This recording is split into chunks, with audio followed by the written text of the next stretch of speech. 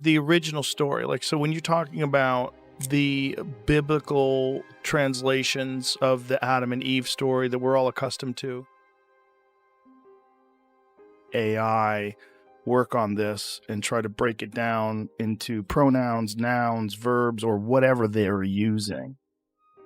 What if the Garden of Eden story you've always heard was only half the truth? No snake, no apple, just radiant beings from a realm of light, manipulating humanity from the very beginning. And the texts that revealed this? Buried, banned. But now, AI has started to decode what was never meant to be read. By the end of this video, you'll understand why some scriptures were never allowed in your Bible, and it seems Joe Rogan might agree with that too. Forbidden texts, hidden from the Bible.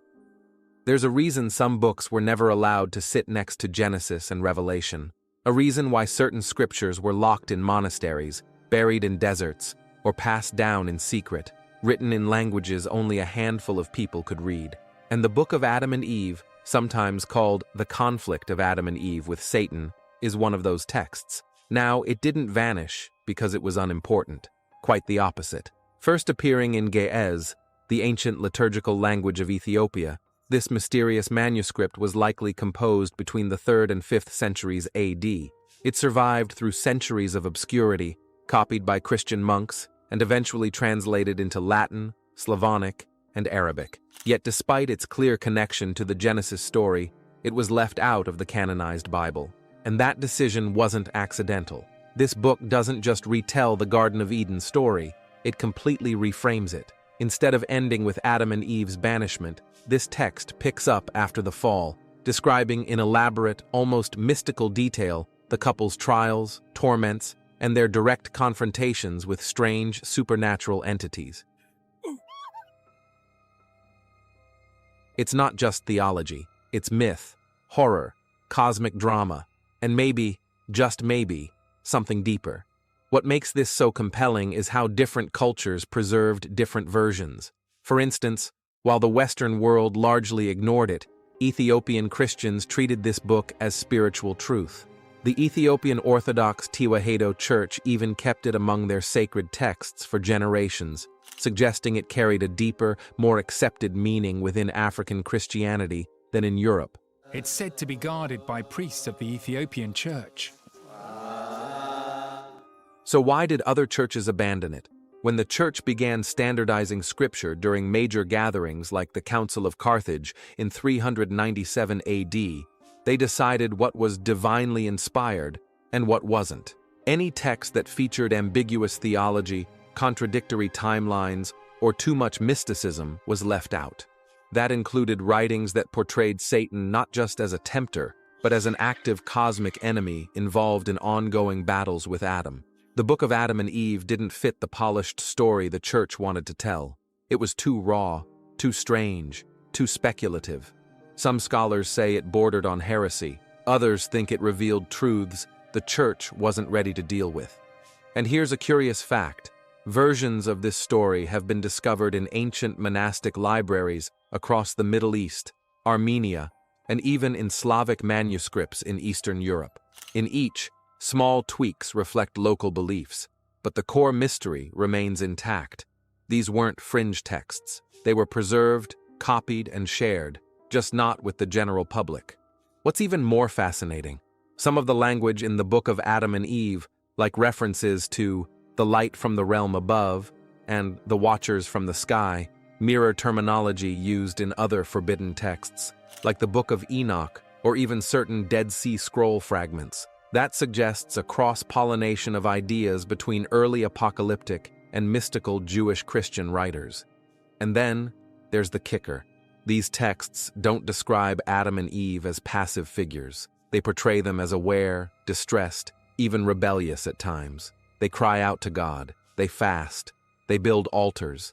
They fight back against evil. This narrative isn't about simple punishment. It's about survival in a corrupted world. In one chilling passage, Adam is led by Satan to a mountaintop and thrown down a cliff. In another, Eve is tricked by an angel of darkness disguised in radiant light. These aren't stories for children. They're cosmic, terrifying, and deeply symbolic. And perhaps that's why the book was hidden, not because it lacked value, but because it contained too much. No snake, no apple, just beings from the bright realm. Forget everything you thought you knew about the Garden of Eden, because in the book of Adam and Eve, the infamous talking snake doesn't even exist, not in the way most people imagine.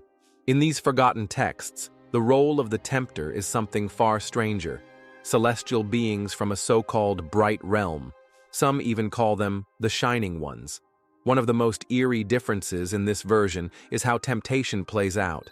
In place of a sly serpent coiled around a tree, we get radiant figures, beautiful, glowing, and authoritative. In several chapters, these beings appear to Adam and Eve in the form of angels, but they're not angels of comfort.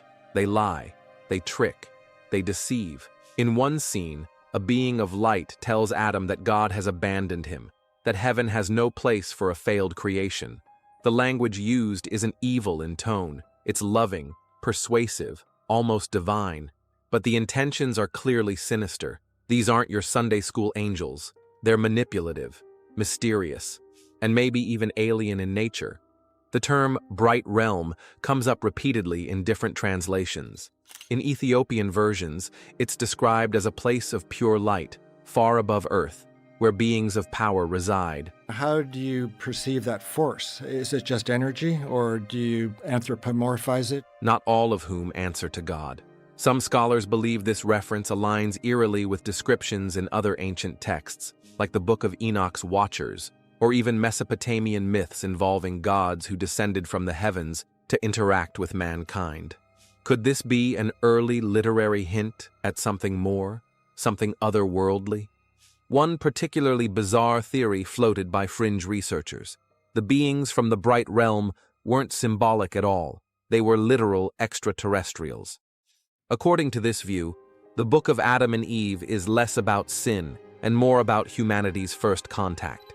That's why there's no snake, just entities interfering with Earth's first couple in ways they didn't fully understand. Even if you dismiss that theory, the imagery is striking. In multiple scenes, Adam and Eve are said to be overwhelmed by blinding light, sudden changes in atmosphere, and odd sensations when these beings appear. So we know both those things are real things. We just don't know what's the root of them all. And are there really angels and demons? It's not unlike the kind of descriptions found in ancient UFO accounts or religious visions across cultures. And what's most intriguing is the tone. These bright beings never explicitly state they are evil. They claim to offer knowledge, power, freedom. Sound familiar? That's because it mirrors the same pitch used by the serpent in Genesis.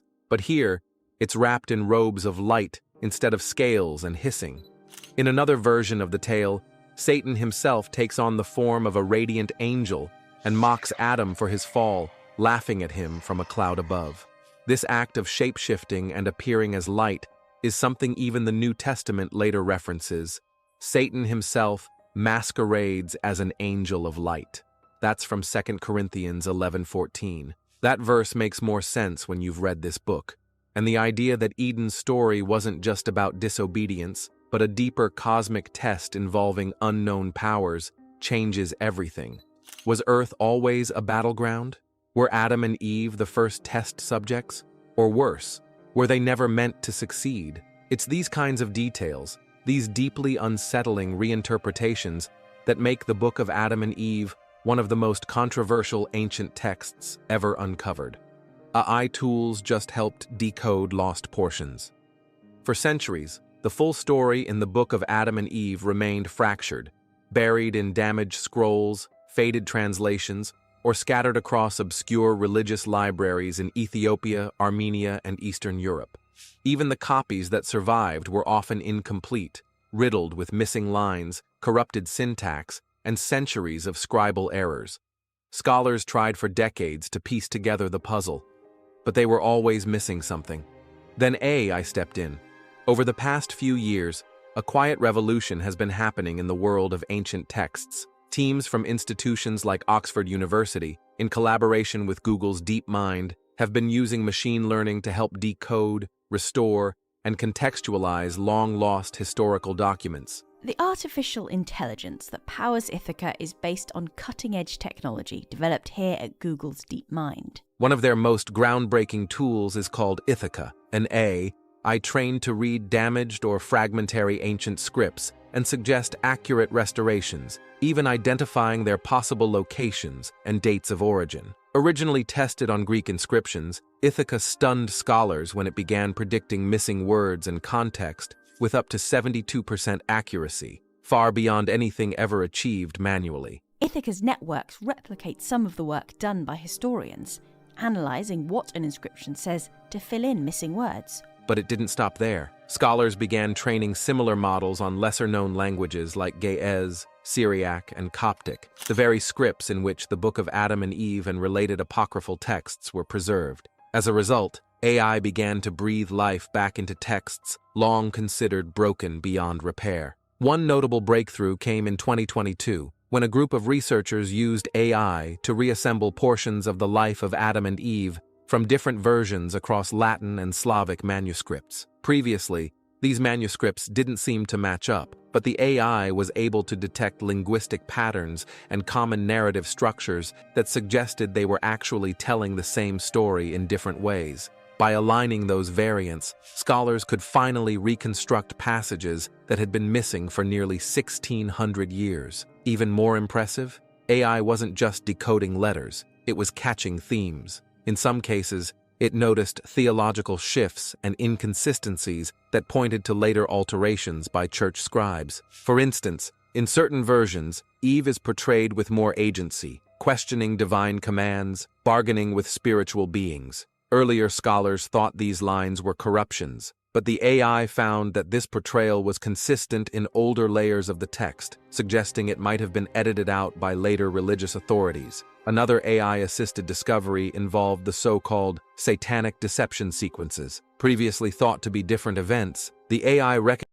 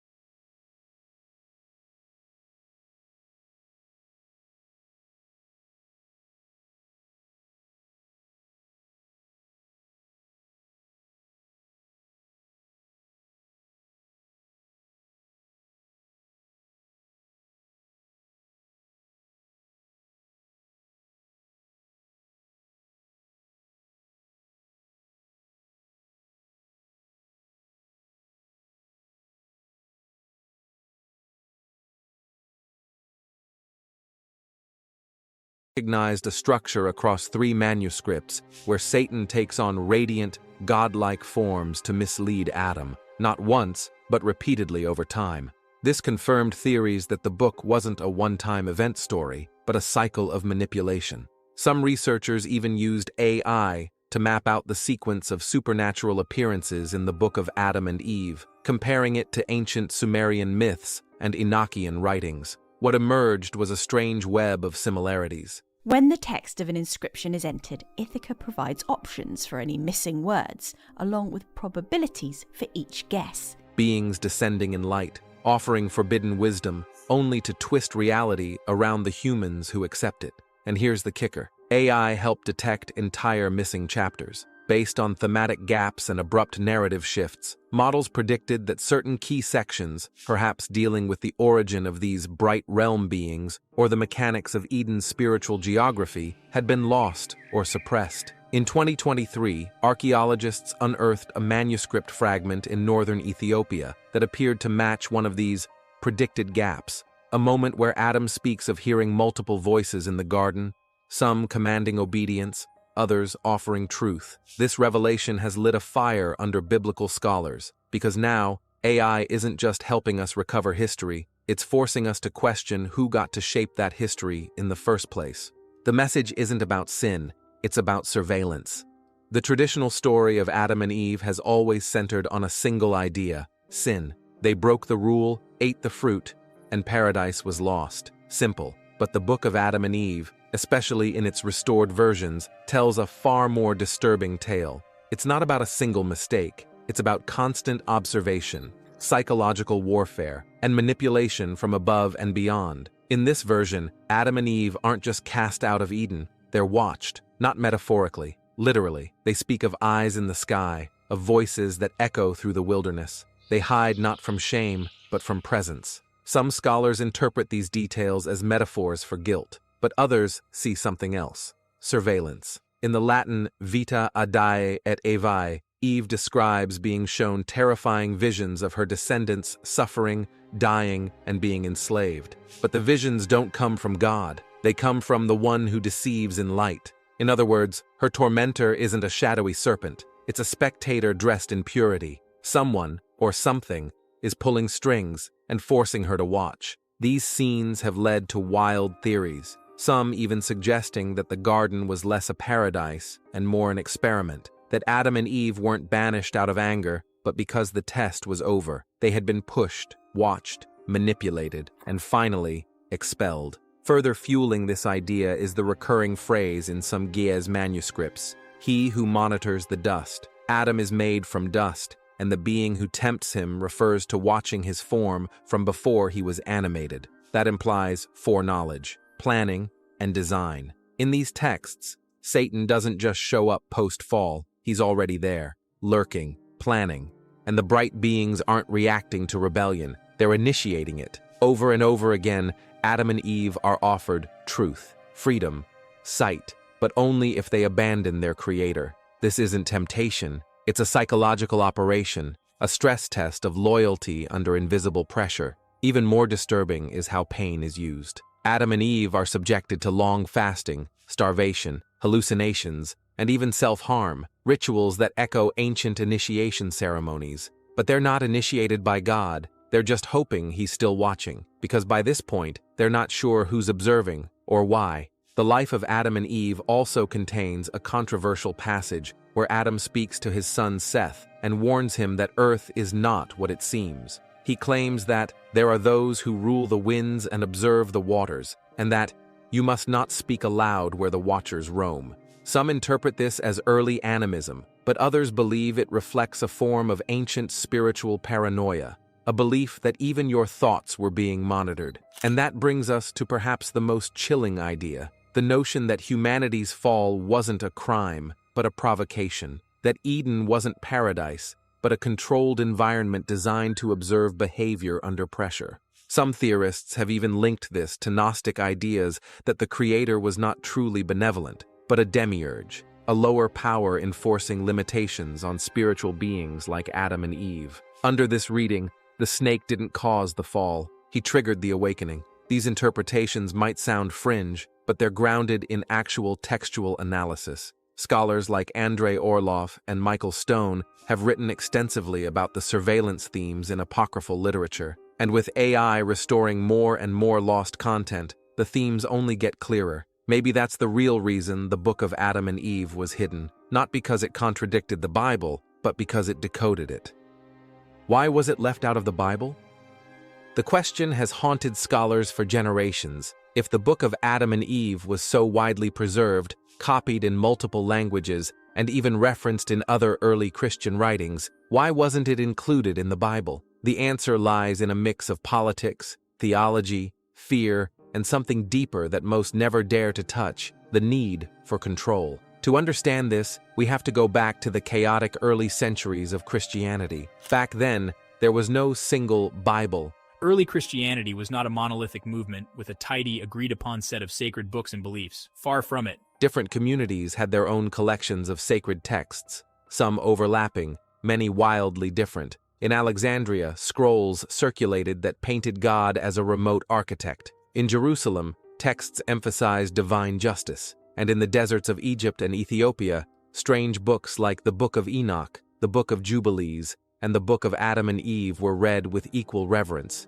It wasn't until the late 4th century that the Church decided it needed one unified narrative. That meant choosing which books to keep and which to bury. The Council of Carthage in 397 AD is often pointed to as the moment where the modern biblical canon began to solidify in the West. Church leaders debated which texts aligned with doctrine, which ones were too confusing, and which ones were outright dangerous. The Book of Adam and Eve didn't stand a chance. Why? First, its message was too weird. It didn't follow the clean, linear arc the church wanted to teach: creation, fall, punishment, redemption. Instead, it spiraled into surreal scenes, cosmic beings, psychological torment, and spiritual ambiguity. Adam and Eve weren't just sinners, they were victims of something far bigger and more confusing than a snake and a tree. Second, the book leaned into themes that echoed Gnostic theology, a belief system the early church worked hard to stamp out.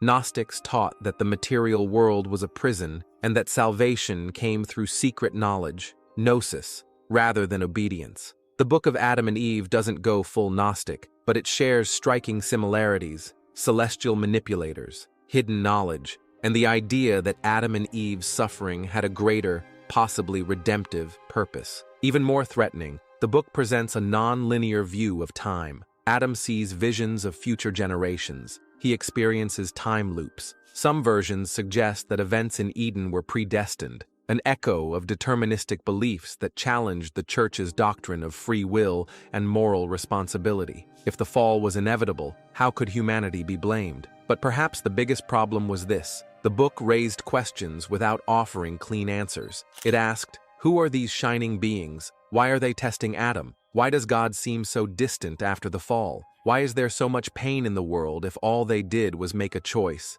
These are dangerous questions for an institution trying to teach faith through clarity, not confusion. The early church needed order. This book delivered mystery, and mystery is harder to control. There's also another layer, one rarely discussed in textbooks. The Book of Adam and Eve conflicted with the developing image of Satan. In canonical texts, Satan is largely absent until the New Testament, where he appears more clearly as a tempter and enemy of Christ. But in the Book of Adam and Eve, Satan is front and center from the beginning, waging a personal war against Adam out of jealousy for being replaced. This early characterization didn't match the theological evolution the church had planned. Including it would have forced a rethink of Satan's origins, and that was a door they weren't willing to open. Interestingly, some Eastern Christian traditions never fully rejected the text. In Ethiopian Christianity, the conflict of Adam and Eve with Satan continued to be copied and recited alongside the Psalms and Gospel. Their canon has always been larger and more inclusive than that of Western Christianity.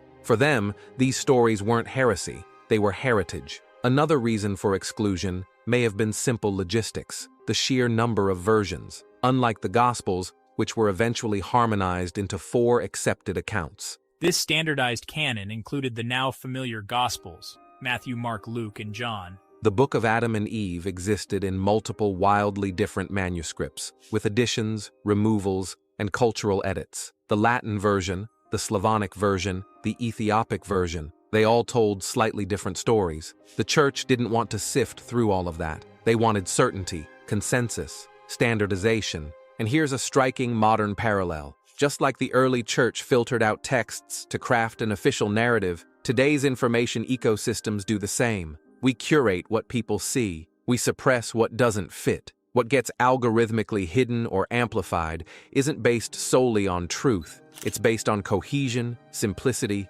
and control. The Book of Adam and Eve was a victim of the same filter. Fascinating, but inconvenient. Today, that's exactly why it's being studied again. AI, academic freedom, and global access to digital libraries have allowed researchers to revisit forgotten texts with fresh eyes. What was once dismissed as myth is now recognized as a valuable artifact of early human imagination and theology, a spiritual fossil, preserving not just a story, but a mindset, a fear, a hope, a question. Was Eden a paradise or a trap? Was the fall a failure or the beginning of awakening? And most importantly, if we were being watched then, are we still being watched now? The Book of Adam and Eve doesn't answer these questions. It doesn't try to. Instead, it whispers, it hints, it dares you to look past the clean pages of the modern Bible and ask, what else was left out? And more disturbingly, why? And if forbidden texts like this exist, How many more are still hidden? Drop your thoughts below, because this story is far from over. What if the truth was edited out on purpose?